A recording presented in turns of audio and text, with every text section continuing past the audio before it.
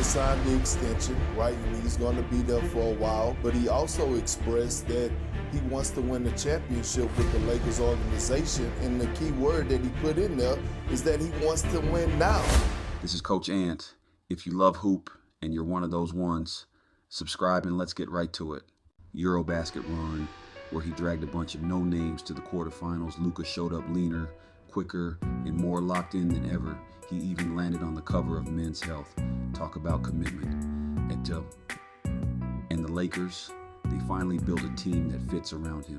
They grabbed Deandre Ayton, a real 7-footer, to fix that interior disaster from last year's Minnesota series, and they went out and got Marcus Smart, a former Defensive Player of the Year, to handle the point of attack.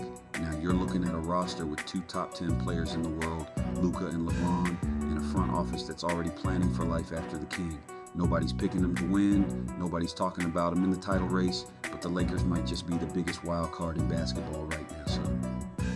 You remember how last season ended, the 2024-25 Lakers, the team that made the biggest trade in the league, will always be remembered for 2 things. First, that midseason shocker when they landed Luka Dončić from Dallas. Second, the way they flamed out a second straight first-round exit, this time to the Timberwolves in just 5 games. But that was the version of LA that never got a real training camp together. Now, they've got a full off-season, a clean slate, and Luka and LeBron finally get to actually build chemistry. Add in the new pieces, and suddenly this team has something they never had before. Continuity, LeBron's entering his 23rd season, unheard of, and the Lakers know they got to squeeze everything out of this window before he's done. J.J. Redick, now in his 2nd year as head coach, said it best. He's not even setting the starting lineup yet. There are 7 or 8 guys on this roster that could start, and he wants to see who earns it in camp. That's a huge change from last year, when the lineup was locked before training camp even started, and this time the choices actually mean something, because after a 50-win season and another early exit, they had to rebuild what wasn't working. What killed the Lakers last postseason wasn't Luka's conditioning or even LeBron's age. It was that hole left when they traded Anthony Davis. Minnesota straight up bullied LA inside. They dominated the glass, the paint, and every second chance opportunity. So the Lakers went into the summer with one priority: get a real center. Enter Deandre Ayton. He's 27, 7 feet tall, and a former number 1 pick from Luka's draft class. Now let's be real, he's not Anthony Davis, and that's not the point. AD was a finesse big who could shoot, pass, and stretch the floor. Ayton's job is simpler: finish plays, rebound, and protect the rim. Last season, Davis got to the line over 7 times a game. Ayton barely cracked that once. But what Ayton brings that Davis never could, especially toward the end, is availability. He's a durable, physical big man who can run the floor and handle contact. He's not flashy, but he gives the Lakers size and presence, something they desperately lacked. And early footage from workouts already shows it. Ayton in the pick and roll with Luka, LeBron, or even Austin Reeves, it looks natural. Rob Pelinka said he's a lob threat. His size is very real, and that might sound simple, but it changes everything for their spacing. No more undersized rotations, no more getting bullied in the paint. Then there's Marcus Smart, the most interesting piece of the whole puzzle. Former Defensive Player of the Year, built like a tank, and exactly the kind of dog this roster was missing. He's gonna bring that edge LA lost when Patrick Beverley left. Smart's defense at the point of attack gives Luka and LeBron a safety net, and his leadership keeps the younger guys accountable. Pelinka said it himself. The Lakers staff is working to help Smart get back to his Boston form. He's an underrated playmaker, and he's always been an emotional leader. That's what LA's been missing. Guys who can talk, defend, and take pride in the grind. The Lakers did lose Dorian Finney-Smith, Luka's close friend, and one of the league's most dependable 3 and D wings. But his replacement, Jake LaRavia, might surprise some people. Close friend and one of the league's best glue guys. But Jake LaRavia is stepping into that role. He's younger, stronger, and shot over 42% from deep last year.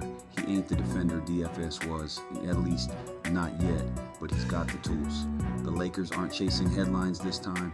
This roster wasn't built in free agency drama.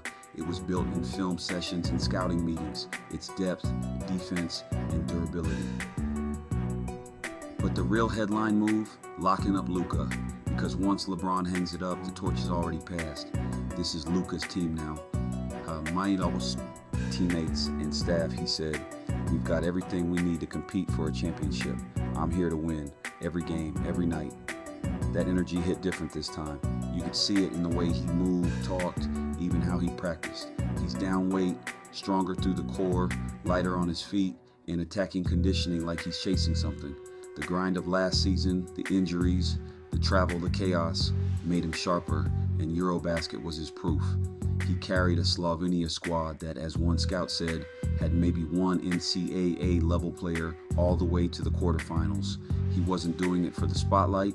He was doing it for the reps, the rhythm, and the confidence. He told ESPN that what kept him going wasn't the medals. It was seeing Lakers staff and fans in the stands overseas. Rob, Jeannie, Kurt, Linda, Dr. Sims, they all came to Poland, Luka said. That meant something. And Lakers fans were watching, cheering. I felt that's connection, that's commitment. Rob Pelinka saw it as more than an international run. It was proof that Luka's not waiting for LeBron to retire. The Luka era already started. Pelinka said it flat. Luka showed this summer he's one of those short list guys, best in the world candidates, maybe even number one. And when you've got two of those on one roster, Luka and LeBron, the league better pay attention. When Luka first landed in LA, he was still shaking off Dallas chaos, still finding his rhythm. Even out of shape, he was unstoppable. Now, he's rebuilt, locked in, and for the first time in a long time, peaceful. A franchise behind him, a roster that fits, and the best conditioning of his career. Meanwhile, the front office knows the job isn't done. They got Luka's deal done, but Austin Reeves and LeBron James still hang in the air. Reeves turned down an extension, a $9 million one-year bridge, betting on himself. He knows it's a risk. He told The Athletic, "Right after I declined, I knew it was possible I'd get traded. Still might happen." He's one of just 13 players who averaged 20 points, 5 assists, and 4 boards last year. Elite company. But that rough playoff stretch versus Minnesota, it stuck. Even though he was playing through a toe injury, fans still questioned him. Trade ideas flew all summer. For Wiggins, Kessler, Herb Jones, even Robert Horry said he's too similar to Luka. But Reeves isn't flinching. He believes in his fit next to Luka and LeBron, and he's earned JJ Redick's trust. It's sacrifice season. Reeves might not get the same touches, but his role could matter more. The Lakers need his pace, his shooting, and his calm when games get ugly. LeBron and Luka can create, but Reeves stabilizes, and that's why he's here. Then there's LeBron, 40 years old, year 23, still here, still elite. He picked up his $52 million player option, 8th year in LA, and kept it 1 year at a time. His agent confirmed, no long-term ask, just the freedom to choose when to walk away. That's how legends move. Pelinka said, he's earned that right. He'll decide his own story, but he's not done. Last year, he averaged 24, 8, and 7, with his best free throw percentage ever. He's not the rim destroyer he once was, but he's still the smartest, toughest presence in any locker room. And the Lakers already have his successor. When LeBron eventually steps away, Luka takes the throne. No rebuild, no drought, just a passing of the torch.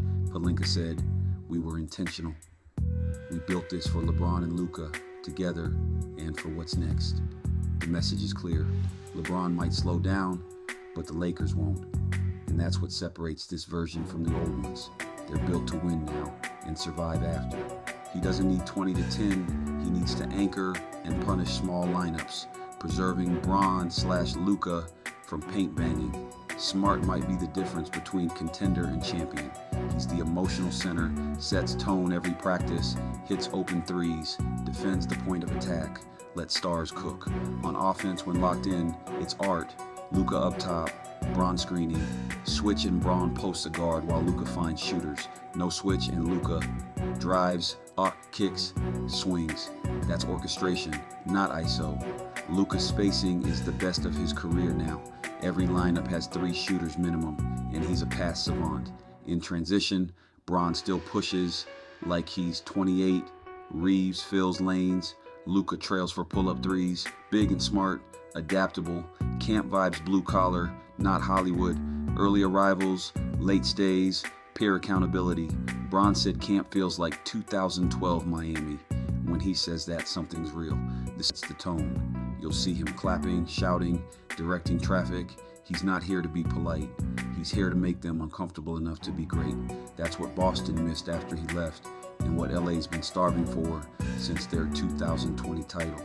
This roster doesn't have the hype of the Durant or Tatum squads, but it's got the structure of a contender. And for the first time in years, the Lakers look like a team, not a headline. If you rock with breakdowns like this, subscribe to Coach Ant Speaks. Real talk, real sports, real-ish. Peace.